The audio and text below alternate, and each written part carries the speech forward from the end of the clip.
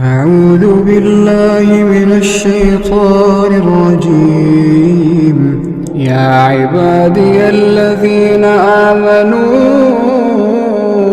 إن أرضي واسعة فإياي فاعبدون كل نفس ذائقة الموت كل نفس ذائقة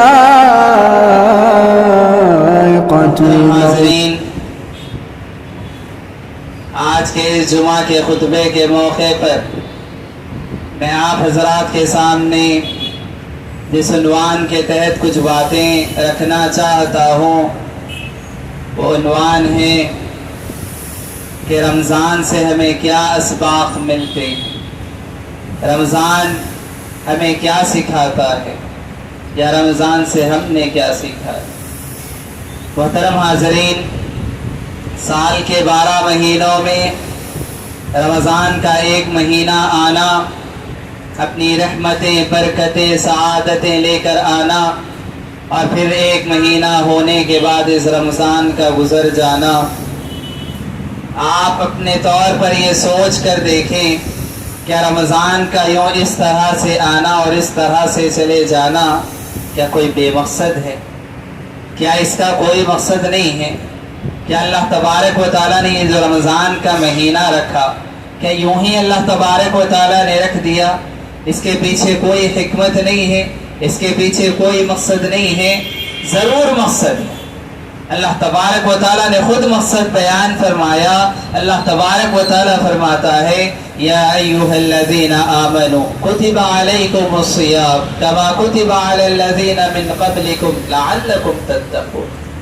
اللہ تبارک و تعالیٰ فرماتا ہے کہ اے ایمان والو، تم پر روزے فرض کیے گئے جیسے تم سے پہلی امتوں پر فرض کیے گئے تھے۔ کیوں؟ اللہ نے یہاں مقصد بیان فرمایا، لعلکم تتقون، تاکہ تم متقی بن جاؤ، تاکہ تم پرہیزگار بن جاؤ، اللہ سے ڈرنے والے، اللہ کا خوف اپنے دلوں میں رکھنے والے تم بن جاؤ۔ اس مقصد کے ساتھ اللہ تبارک و تعالیٰ نے رمضان کے روزے ہم پر فرض کیے۔ تو رمضان کا آنا اور رمضان کا چلے جانا یہ کوئی بے مقصد نہیں ہے، اللہ نے مقصد کے تحت رمضان کو رکھا ہے۔ یہ رمضان آتا ہے تاکہ ہمیں کچھ سکھائے، یہ رمضان آتا ہے تاکہ ہمیں کچھ سبق دے، یہ رمضان آتا ہے تاکہ ہم رمضان سے کچھ سیکھ لیں، یہ رمضان آتا ہے تاکہ ہم رمضان سے کچھ سبق حاصل کر سکیں۔ تو کیا اسباق ہے، کیا سبق ہمیں سیکھنے سے ملتا ہے، رمضان کے اس مہینے سے ہمیں کیا اسباق ملتے ہیں؟ آئیے آج کے اس خطبے میں ہم تھوڑا سا غور کرنے کی کوشش کرتے ہیں۔ محترم حاضرین، سب سے پہلا مقصد، سب سے پہلا اور سب سے بڑا سبق ہمیں رمضان کے مہینے میں جو ملتا ہے وہ یہ کہ ہم اپنے دلوں میں تقویٰ پیدا کریں۔ رمضان کا مہینہ جس طرح سے ہم گزارتے ہیں، آپ سوچ کر دیکھیں کہ رمضان کا جس دن، رمضان کا روزے کی حالت میں جس طرح سے ہمارا دن گزر رہا تھا، کیا آج کا ہمارا دن ویسا ہی گزر رہا ہے؟ رمضان کے روزوں کے رہتے ہوئے، روزے کی حالت میں جس طرح کا ہمارا دن گزر رہا تھا، اللہ تبارک و تعالیٰ کا جو تقویٰ، اللہ کا جو ڈر، جو خوف ہمارے دلوں میں تھا، کہ آج وہی خوف، وہی ڈر، اللہ کا وہی تقویٰ ہمارے دلوں میں باقی ہے؟ محترم حاضرین، یہ رمضان آتا اس لیے ہے، یہ روزے آتے اس لیے ہیں تاکہ ہمارے دلوں میں اللہ کا تقویٰ پیدا ہو جائے، اللہ تبارک و تعالیٰ کا ڈر پیدا ہو جائے، اللہ کا خوف پیدا ہو جائے۔ اللہ کا ڈر اور خوف کس لیے؟ اللہ کا ڈر اور خوف اس لیے کہ اللہ سے ڈرتے ہوئے، اللہ کا خوف کھاتے ہوئے ہم برائیوں سے بچ جائیں، گناہوں سے بچ جائیں، معاصی اور منکرات سے ہم بچ جائیں، برائی کے کاموں سے ہم بچ جائیں۔ اس لیے اللہ کا خوف ہونا چاہیے، اللہ تبارک و تعالیٰ سے ڈر اس بات کا ہونا چاہیے کہ اگر ہم ان گناہوں میں مبتلا ہوئے، اگر ہم نے ان برے کاموں کو انجام دیا، فواحش و منکرات میں اگر ہم نے زندگی گزاری، تو اللہ تبارک و تعالیٰ ہمیں سزا دے گا، اس بات کا ڈر ہونا چاہیے۔ اللہ تبارک و تعالیٰ سے اس بات کا خوف ہونا چاہیے کہ اللہ تبارک و تعالیٰ ان میرے برے اعمال کی پکڑ کرے گا. یہ خوف ہمارے دلوں میں ہونا چاہیے. اس ڈر اور اس خوف کے ساتھ, اللہ کے تقوی کے ساتھ ہمیں زندگی گزارنی چاہیے.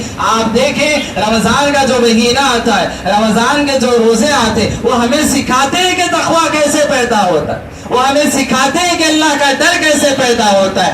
آپ کے سامنے اگر میں بات رکھوں کہ آپ رمضان کی حالت میں, روزے کی حالت میں آپ ہوتے ہیں, روزے کی حالت میں یہ آپ جانتے ہیں, آپ کا رب جانتا ہے, یہ آپ جانتے ہیں آپ کا رب جانتا ہے.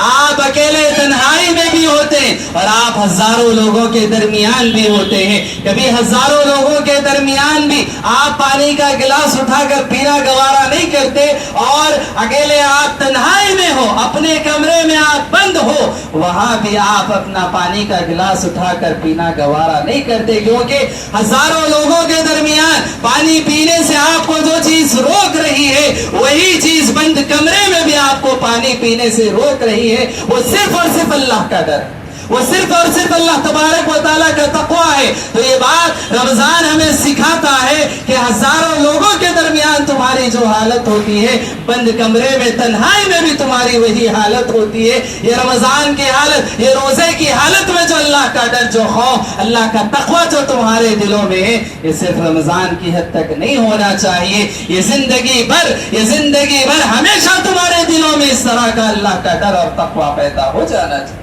یہ مقصد ہے. رمضان یہ سبق دیتا ہے ہمیں, رمضان یہ سبق دیتا ہے ہمیں کہ دیکھو لوگوں, یاد رکھو کہ ہزاروں لوگوں کے درمیان بھی تم برائیوں سے بچتے رہو, اور اگر تم اکیلے ہو, تنہائی میں ہو, بند کمرے میں ہو, وہاں بھی اللہ کا ڈر تمہارے دلوں میں ہونا چاہیے, اللہ کا خوف, اللہ کا تقویٰ تمہارے دلوں میں ہونا چاہیے, اور تم برائیوں سے, گناہوں سے, فواحش و منکرات سے تمہیں بچنا چاہیے. یہ رمضان ہمیں سبق دیتا ہے, یہ رمضان ہمیں سبق دیتا ہے. تقویٰ کے سلسلے میں بڑی مشہور حدیث ہم جانتے ہیں. ایک صحابی سے حضرت عمر بن الخطاب رضی اللہ عنہ نے پوچھا کہ اے صحابی رسول, بتاؤ تو صحیح کہ تقویٰ کیا ہے, تقویٰ کیا ہے؟ تو صحابی رسول نے کہا کہ اے امیر المؤمنین, آپ یہ سمجھ لیں کہ آپ ایک کانٹی دار اور اسی طرح سے ویران جنگلات میں سے آپ گزر رہے ہیں, جنگلات سے آپ گزر رہے ہیں جہاں کانٹی دار جھاڑیں ہیں, اور ان کانٹی دار جھاڑوں کے درمیان سے آپ نکلنا چاہتے ہیں, تو آپ جس طرح سے اپنے لباس کو سمیٹ لیتے ہیں اور اپنے آپ کو, اپنے لباس کو ان کانٹی دار درختوں سے بچاتے ہوئے جس طرح سے نکل جاتے ہیں, اسی کا نام تقویٰ ہے. اسی کا نام تقویٰ ہے کہ جس طرح سے انسان اپنے آپ کو, اپنے لباس کو کانٹی دار درختوں سے بچا کر نکل جاتا ہے, ویسے ہی اپنے آپ کو گناہوں سے, فواحش و منکرات سے, اللہ کی نافرمانی سے, اور اسی طرح سے برے کاموں سے اپنے آپ کو بچا کر یہ زندگی گزار لے. اس کا نام تقویٰ ہے, اس کا نام تقویٰ ہے. یہ تقویٰ ہمارے دلوں میں پیدا ہونا چاہیے, اور یہ تقویٰ صرف ایک مہینے کی حد تک نہیں ہونا چاہیے. یہ ایک مہینے کی حد تک صرف یہ تقوی کا حکم نہیں ہے, بلکہ اللہ تبارک و تعالیٰ جو رمضان میں تمہارا رب تھا, بقیہ 11 مہینوں میں بھی وہی تمہارا رب. رمضان کے مہینے میں روزے کی حالت میں جو رب تمہیں دیکھ رہا تھا, بقیہ 11 مہینوں میں بھی وہی رب تمہیں دیکھتا ہے. جس طرح سے اس رب کا خوف کھاتے ہوئے, اس رب سے ڈرتے ہوئے رمضان کے ایک مہینے میں تم برائیوں سے بچے ہوئے تھے, بقیہ 11 مہینوں میں بھی تمہیں اسی رب سے ڈرتے ہوئے اور اسی رب سے خوف کھاتے ہوئے تمہیں گناہوں اور برائیوں سے بچنا. یہ رمضان کا مقصد. یہ رمضان ہمیں سبق دیتا ہے کہ ایک مہینے کے لیے نہیں بلکہ ساری زندگی کے لیے تم تقوی اختیار کرو. اللہ تبارک و تعالیٰ نے فرمایا لعلکم تتقون, تاکہ تم متقی بن جاؤ, تاکہ تم پرہیزگار بن جاؤ. اللہ تبارک و تعالیٰ حکم دیتا ہے یا ایھا الذین آمنوا اتقوا اللہ حق تقاتہ ولا تموتن الا وانتم مسلمون. اے لوگوں, اللہ سے ڈرو جیسا ڈرنے کا حق ہے, اور تمہیں موت نہ آئے مگر اس حال میں کہ تم مسلمان. جب تک موت نہ آئے, جب تک تقویٰ دلوں میں ہونا چاہیے. ایسا نہیں ہے کہ ایک مہینہ آیا, رمضان کا مہینہ آیا, ہمارے دلوں میں تقویٰ پیدا ہو گیا, اللہ کا ڈر اور اللہ کا خوف ہو گیا, ہم برائیوں سے, گناہوں سے بچتے رہے. رمضان گیا, ہمارا تقویٰ بھی چلا گیا, ہماری برائیوں میں پھر سے ہم داخل ہو گئے, گناہوں میں, فواحش و منکرات میں ہم پھر سے پڑ گئے. تو پھر یاد رکھیں, اس کا نام تقویٰ نہیں ہے. اس کا نام تقویٰ نہیں ہے. رمضان ہمیں صرف ایک مہینے کے لیے اللہ کا تقویٰ سکھانے کے لیے نہیں آتا. رمضان ساری زندگی کے لیے تقوی کا درس دیتا ہے. رمضان ساری زندگی کے لیے ہمیں اللہ سے ڈرنے کا سبق دیتا ہے. تو لہٰذا یہ سب سے پہلا سبق ہمیں اپنی زندگیوں میں شامل کرنا چاہیے. محترم حاضرین، اسی طرح سے آپ دیکھیں رمضان سے ملنے والے اسباب، رمضان جو چیزیں ہمیں سکھاتا ہے ان چیزوں میں سے ایک بات یہ ہے کہ رمضان ہمیں یہ بات سکھاتا ہے کہ انسان اگر چاہے تو کسی بات پر بھی قدرت رکھ سکتا ہے. انسان اگر چاہے تو اپنے آپ پر کنٹرول رکھ سکتا ہے. رمضان ہمیں یہ چیز سکھاتا ہے. آپ دیکھیں عام حالات میں انسان کے لیے 4 سے 5 گھنٹے بھوکا اور پیاسا رہ جانا بڑی مشکل کی بات ہے. لیکن وہی انسان جو یہ کہتا ہے کہ ایک وقت کا کھانا میں نہیں روک سکتا، مجھے بھوک برداشت نہیں ہوتی، مجھے پیاس برداشت نہیں ہوتی، وہ انسان جب رمضان کا مہینہ آتا ہے وہ بھوک کو بھی برداشت کرتا ہے، وہ پیاس کو بھی برداشت کرتا ہے، ہر چیز کو برداشت کرتے ہوئے اپنے روزے کو مکمل کرنے کی کوشش کرتا ہے. وہ انسان آپ دیکھیں جو اپنے آپ سے یہ کہتا ہے کہ میں نیند کو برداشت نہیں کر سکتا، وہ انسان راتوں میں جاگ کر اللہ تبارک و تعالیٰ کی عبادت کرتا ہے. وہ انسان جو یہ کہتا ہے کہ میں فجر کی نماز میں مجھے نیند ہشار نہیں ہوتی، میں بیدار نہیں ہو سکتا، مجھے اپنے آپ پر کنٹرول نہیں ہے، میری نیند بیدار نہیں ہوتی. آپ دیکھیں رمضان کا مہینہ اسے سکھاتا ہے کہ کس طرح سے جاگنا ہے. آپ اپنے دل پر ہاتھ رکھ کر سوچیں اور یہ سوچنے کی کوشش کریں کہ رمضان کے علاوہ کسی اور مہینے میں آپ نے فجر کی نماز کی ویسی پابندی کی جیسے رمضان کے مہینے میں آپ پابندی کرتے ہیں. رمضان کا مہینہ گزر گیا، رمضان کے مہینے سے ایک دن پہلے کی میں بات آپ کو بتاؤں، فجر کی نماز میں صرف ایک صف نماز پڑھتی ہے اور پھر جیسے ہی رمضان گزر جاتا ہے، رمضان کے عید کے دوسرے دن کی فجر کی جو نماز کی حالت ہمیں نظر آتی ہے کہ 1.5 سے 2 صف نماز ادا کرتی ہے. جبکہ رمضان کے مہینے میں ہم دیکھ رہے تھے کہ نمازیوں کو جگہ نہیں مل رہی، نماز انجام دینے کے لیے، نماز پڑھنے کے لیے جگہ کا ملنا مشکل ہو چکا تھا. بھئی کیا ہوا؟ کیا حالات بدلے؟ رب وہی ہے، نماز وہی ہے، وقت وہی ہے، سب کچھ وہی ہے، پھر آپ کیوں بدل گئے؟ جبکہ رمضان سکھاتا ہے کہ آپ اپنی نیند کو قربان کر سکتے ہیں، آپ بیدار ہو سکتے ہیں، آپ بھوک کو برداشت کر سکتے ہیں، آپ پیاس کو برداشت کر سکتے ہیں، آپ نیند کو برداشت کر سکتے ہیں، رات بھر جاگنے کے باوجود آپ فجر کی نماز پڑھ سکتے ہیں. رمضان آپ کو سکھاتا ہے رات بھر جاگنے کے باوجود اور اسی طرح سے دن میں کام کرنے کے باوجود پھر آپ رات کو جاگ سکتے ہیں. رمضان آپ کو سکھاتا ہے کہ آپ اپنے آپ پر کنٹرول کر سکتے ہیں. آپ کیسے یہ بات کہہ سکتے ہیں کہ میری نیند بیدار نہیں ہو سکتی، یا مجھے بھوک برداشت نہیں ہوتی، یا اسی طرح سے مجھے پیاس برداشت نہیں ہوتی، میں وقت نہیں نکال سکتا، میرا وقت بڑا مشکل ہے، میرا شیڈول بڑا ٹائٹ ہے. یہ ساری باتیں ہم اپنے یاد رکھیں، یہ صرف اور صرف بہانے.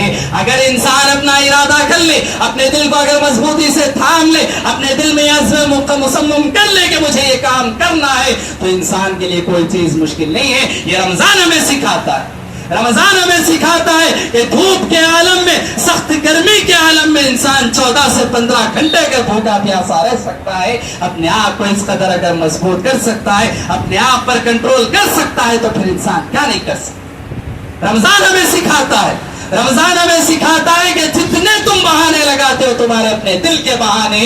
یاد رکھیں کتنے ایسے لوگ جو آج فجر کی نماز کو اٹھنے سے قاصر، جو یہ کہتے ہیں کہ مجھے نیند بیدار نہیں ہوتی، 12 1 2 بجے سونے کے باوجود وہ فجر کی نماز کے لیے، سحری کے وقت کے لیے وہ سحری سے پہلے اٹھا کرتے. کیوں؟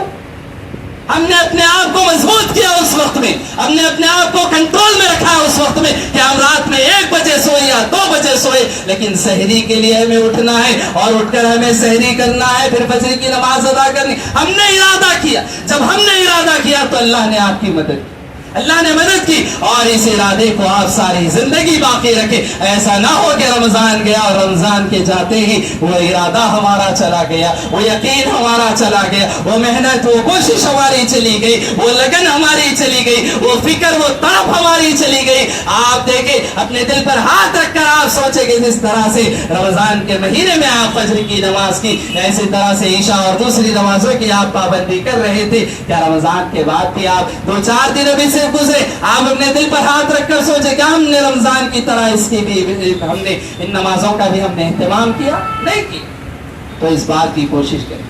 رمضان ہمیں سکھاتا ہے کہ بہانے نہ بناؤ، یہ نہ کہو کہ مجھ سے یہ نہیں ہو سکتا، مجھ سے پھولا نہیں ہو سکتا، سب کچھ ممکن ہے اگر تم چاہو، سب کچھ ممکن ہے اگر تم چاہو۔ اور اللہ تبارک و تعالیٰ نے انسان کی قدر، انسان کی استطاعت، انسان کی طاقت و قوت سے بڑھ کر اللہ تبارک و تعالیٰ نے بوجھ نہیں ڈالا۔ اللہ کو معلوم ہے کہ تم کر سکتے ہو، اللہ کو معلوم ہے کہ تم فجر کی نماز ادا کر سکتے ہو، اللہ کو معلوم ہے کہ تم بھوکے اور پیاسے رہ سکتے ہو، اللہ کو معلوم ہے کہ تم اپنی نیند کو قربان کر سکتے ہو، تبھی اللہ تبارک و تعالیٰ نے یہ حکم تمہیں دیا۔ تو لہٰذا ہم تمام کو اس بات کی کوشش کرنی چاہیے کہ ہم اپنے آپ کو سمجھ لیں کہ ہاں میں یہ کام کر سکتا ہوں، اللہ نے مجھ پر یہ چیز بوجھ نہیں رکھی ہے۔ جب میں رمضان میں کر سکتا ہوں تو دیگر مہینوں میں کیوں نہیں کر سکتا؟ جب میں رمضان میں نماز کی پابندی کر سکتا ہوں، فجر پڑھ سکتا ہوں، تو پھر دوسرے مہینوں میں کیوں نہیں پڑھ سکتا؟ یہ ساری باتیں انسان کو سمجھنے کی ضرورت ہے۔ رمضان اس بات کا سبق ہمیں دیتا ہے۔ رمضان ایک تیسرا سبق ہمیں جو دیتا ہے، یاد رکھیں رمضان کا مہینہ آتا ہے، روزے کی حالت میں ہم زندگی گزارتے ہیں۔ روزہ جب ہم رکھتے ہیں، کن چیزوں سے، کن باتوں سے ہم رک جاتے ہیں؟ کھانے سے، پینے سے۔ کون سی چیزیں کھانے پینے سے؟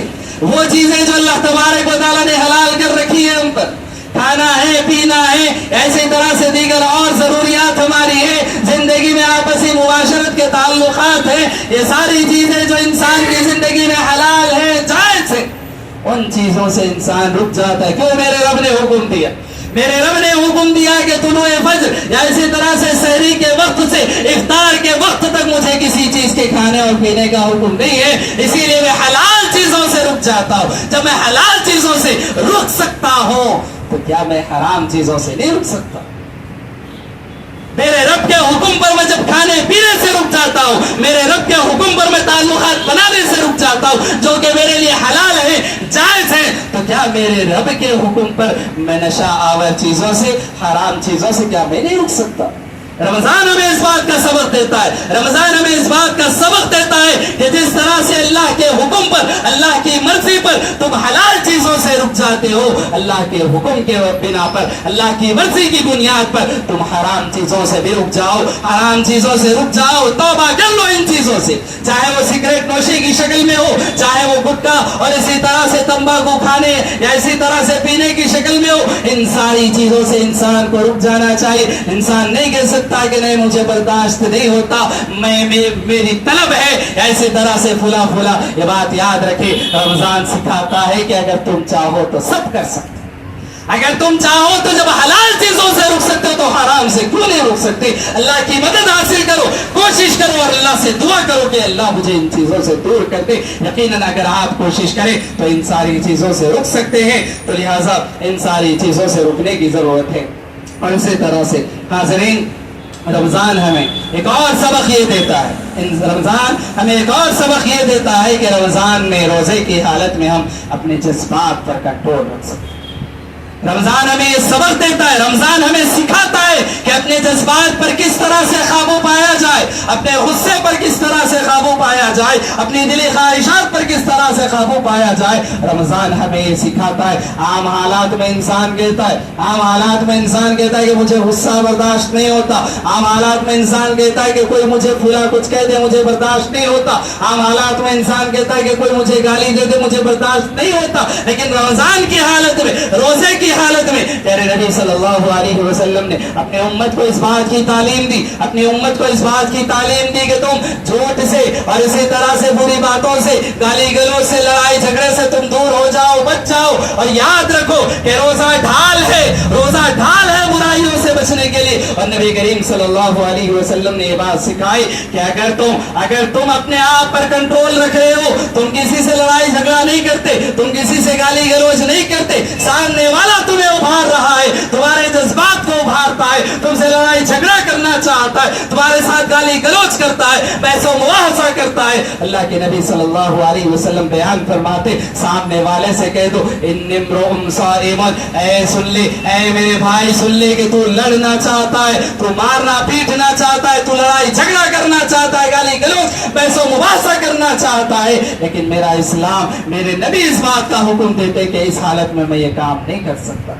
मेरे नबी इस बात का हुक्म देते कि मैं कह दूं कि मैं रोजे की हालत से हूं, मैं रुका हुआ हूं, मैं अपने जज्बात को रोक रहा हूं, मैं लड़ाई झगड़े से रुका हुआ हूं, मैं गाली गलौज से रुका हुआ हूं, मैं बहसो तकरार से रुका हुआ हूं। मेरे दीन ने मुझे रोक रखा है, मेरे रोजे ने मुझे रोक रखा है। जब मैं अल्लाह के नबी सल्लल्लाहु अलैहि वसल्लम अपनी उम्मत को इस बात की तालीम देते कि रमजान हमें अपने जज्बात पर काबू करना, अपने आप पर कंट्रोल करना सिखाता है, अपने जज्बात को काबू में रखना सिखाता है, ये सबक हमें रमजान देता है। और इसी तरह से याद रखें, रमजान एक और सबक हमें इस बात का देता है कि इंसान आम महीनों में जिस तरह से गाली गलौज में कभी मुब्तला हो गया, झूठ में, चुगली में, गीबत में, जबान की आफतों में इंसान मुब्तला हो जाता है, बेदरेक गाली गलौज बकता है, बेदरेक झूठ बोलने लगता है, गीबत में, चुगली में उसकी सुबह शाम गुजर रही है। अल्लाह के नबी सल्लल्लाहु अलैहि वसल्लम ने रमजान की हालत में, रोजे की हालत में बंदों को इन बातों से बचने का हुक्म दिया। और हम यकीनन आज इंसान इस बात की कोशिश करता है, झूठ इंसान की जबान से निकलने वाला हो, इंसान कहता है कि मैं रोजे की हालत में झूठ बोलना नहीं चाहता, इंसान कहता है कि रोजे की हालत में मैं झगड़ना नहीं चाहता, इंसान कहता है कि रोजे की हालत में मैं गाली देना नहीं चाहता, और अपने आप को रोक लेता है, इंसान अपने आप को रोक लेता है। अल्लाह के नबी सल्लल्लाहु अलैहि वसल्लम हमें इस बात का सबक देते कि ये सिर्फ रमजान के हद तक रुकना नहीं चाहिए। ये गाली गलौज से, लड़ाई झगड़े से, गीबत से, चुगली से, जबान की आफतों से और इन सारी बुराइयों से, अखलाकी खराबियों से, अखलाकी बिगाड़ से सिर्फ रमजान की हद तक रुकने का नहीं है, बल्कि रमजान इस बात का सबक देता है कि अगर तुम चाहो अपने आप को रोक सकते हो, अगर तुम चाहो अपनी जबान को रोक सकते हो। जैसे रमजान की हालत तुम ये कहते हो कि मैं रोजे की हालत में कहना नहीं चाहता, मैं रमजान की हालत में, रोजे की हालत में झूठ बोलना नहीं चाहता, वही रब जिसने तुम्हें रोजे की हालत में झूठ बोलने से मना किया, वही नबी जिसने रोजे की हालत में तुम्हें झूठ बोलने से मना किया, वही नबी तुम्हें आम हालात में भी झूठ बोलने से मना कर। ये दीन तुम्हें बताता है कि झूठ कबीरा गुनाहों में से, गीबत चुगली ये जबान की आफतों में से, लड़ाई झगड़ा करना ये जबान की आफतों में से, यही दीन तुम्हें सिखाता है। तो लिहाजा जरूरत इस बात की है कि रमजान जो असबाक हमें देता है उससे हम सीखने की कोशिश करें, अपनी जिंदगी में नाफिज करने की कोशिश करें। और ये बात याद रखें, आखिरी बात बताकर मैं अपनी बात को खत्म करूंगा। रमजान हमें इस बात का सबक देता है, रमजान हमें इस बात का सबक देता है कि एक रमजान के एक महीने में जो आमाल तुमने किए हैं ये रमजान की हद तक के लिए नहीं है, ये सारी जिंदगी तुम्हें ये करने के काम है, तुम्हारे काम है। रमजान तो आया इसलिए कि ताकि तुम्हें ट्रेन कर सके, तुम्हें तरबियत कर सके, तुम्हें सिखा सके कि देखो कैसी जिंदगी गुजारना है, तुम्हारी सुबह कैसी हो, तुम्हारी शाम कैसी हो, तुम्हारा दिन कैसा गुजरे, तुम्हारी नमाजें कैसी हो, तुम्हारी ज़कात कैसी हो, सदका व खैरात कैसे हो, तिलावत कुरान कैसे हो। ये रमजान तुम्हें सिखाने के लिए आता है और रमजान ये सिखा कर जाता है कि देखो सिर्फ रमजान के लिए नहीं, रमजान तो आया सिखाने के लिए, अब अमल तुम्हें करना है बकिया 11 महीनों में, ये सिखाने के लिए आता है। और याद रखें कि अगर हमने रमजान की हद तक बड़ी इबादतें कर ली, आगे बढ़ चढ़ कर हमने बहुत खूब मेहनत कर ली, रमजान के जाते ही हमने सबको छोड़ दिया, तो फिर फिक्र करनी चाहिए इस बात की कि हमारे रमजान की इबादतें कबूल हुई या नहीं।